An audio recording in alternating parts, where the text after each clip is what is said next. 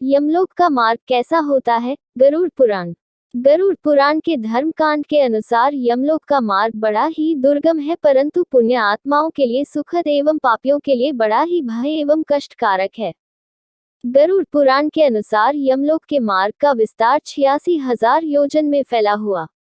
जो मनुष्य जीवित रहते हुए अच्छे कर्म एवं दान पुण्य करते हैं वे इस मार्ग से सुखी पूर्वक जाते हैं, और जो धर्म से हीन होते हैं वे पापी आत्माओं को इस मार्ग से होकर बड़ा ही कष्ट भोगना पड़ता है। पापी मनुष्य यमलोक के मार्ग में होने वाले कष्टों से जोर जोर से चिल्लाते और रोते हुए जाते हैं। इतना ही नहीं, यमराज के दूत भी इन मार्गों पर पापी आत्माओं को चाबुक से मारकर व अनेक प्रकार की यातनाएं देते रहते हैं, और वे पापी आत्मा बड़े कष्ट से इधर उधर भागते हुए फिर उस मार्गों पर चलने लगते हैं। यमलोक के मार्ग पर कीचड़ तो कहीं जलती हुई आग है, कहीं तपती हुई बालू है, तो कहीं नुकीली सुई के समान पत्थर है। इसके आगे कहीं कांटेदार पौधा तो कहीं बड़े बड़े ऊंचे पहाड़ जिन पर चलना अत्यंत दुखदायक है।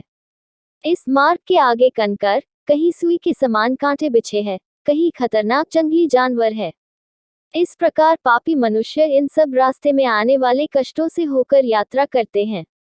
पापी मनुष्य यमदूत के पास में बंधे होने के कारण यमदूत उन्हें घिसकर इन सब रास्तों से ले जाते हैं। वही जो मनुष्य उत्तम कर्म करने वाले पुण्यात्मा होते हैं वे अत्यंत सुखपूर्वक इस मार्ग को पार कर जाते हैं। अन्न का दान करने वाला व्यक्ति स्वादिष्ट भोजन करते हुए इस मार्ग को पार करते हुए जाते हैं। जिन्होंने दूसरे को जल पिलाया है वह भी अत्यंत इस मार्ग को दूध पीते हुए सुखपूर्वक पार करते हैं। साथ ही दूध दही आदि दान करने वाले पुरुष सुधापान करते हुए इस मार्ग को सुखपूर्वक पार करते हुए यम के द्वार तक जाते हैं। इतना ही नहीं, वस्त्र का दान करने वाले पुरुष दिव्य वस्त्रों से सुसज्जित होकर इस मार्ग को सुखपूर्वक पार करते हैं। गौ दान करने वाला मनुष्य इस मार्ग में सभी सुखों को प्राप्त करते हुए यमलोक की यात्रा करता है। घोड़े, हाथी तथा रथ की सवारी का दान करने वाला पुरुष धर्मराज के विमानों से युक्त होकर इस दुर्गम मार्ग को वायु मार्ग से पार करता है।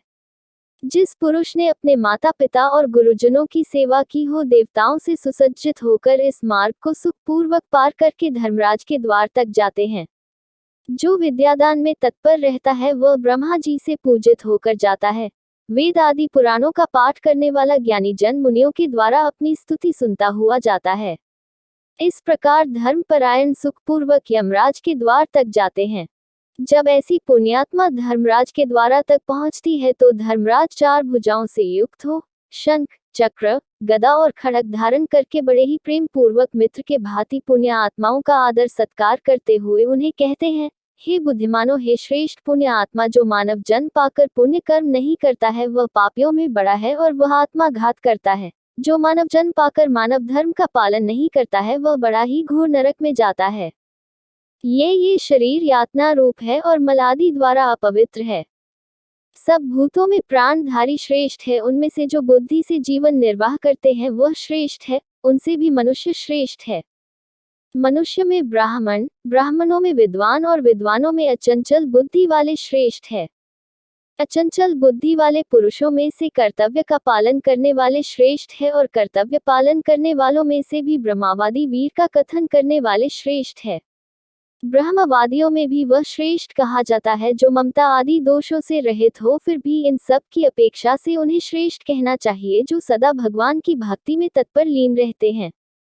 ऐसे दिव्य वचन कहने के बाद उन पुण्य आत्माओं को सद्गति को पहुंचा देता है और पापी आत्माओं को उनके कर्मों के अनुसार उन्हें दंड दिया जाता है।